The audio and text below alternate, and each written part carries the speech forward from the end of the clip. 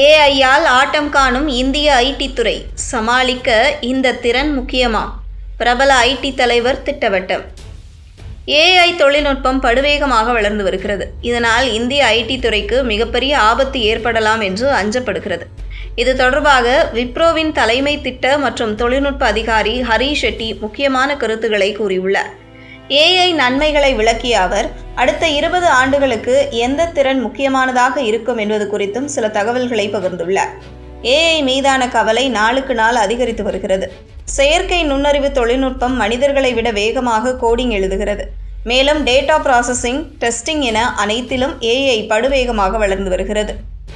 இதனால் தற்போது இருப்பது போல இத்தனை லட்சம் ஐடி ஊழியர்கள் தேவைதானா என்ற கேள்வி எழுகிறது. இந்தியாவில் மிகப்பெரிய வேலைவாய்ப்பை தரும் துறைகளில் ஒன்றாக ஐடி இருக்கும் சூழலில் இது பெரிய அச்சுறுத்தலாக மாறியுள்ளது.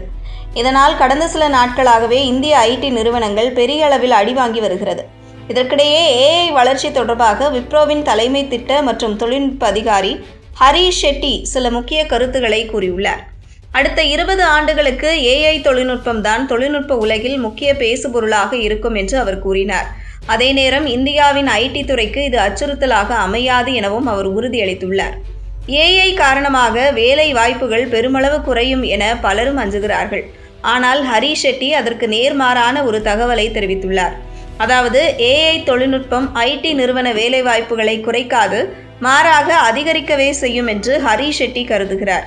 ராய்ட்டர்ஸ் இது தொடர்பான விரிவான செய்தியை வெளியிட்டுள்ளது. இந்த அச்சம் தேவையற்றது என்று ஹரிஷ் ஷெட்டி கருதுகிறார். இது தொடர்பாக அவர், செயற்கை நுண்ணறிவின் மூலம் நமக்கு கிடைக்கும் வாய்ப்புகளையும் நாம் பார்க்க வேண்டும்.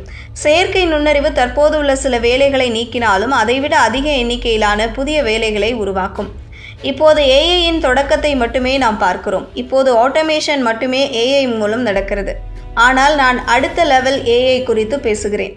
அது முற்றிலும் மாறுபட்ட களம்.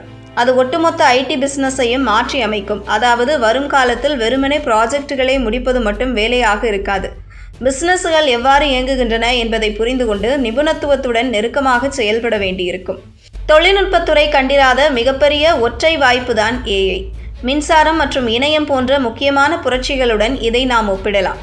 ஏஐ பற்றி பேசினாலே பலரும் வேலை இழப்புகள் குறித்தே பேசுகிறார்கள்.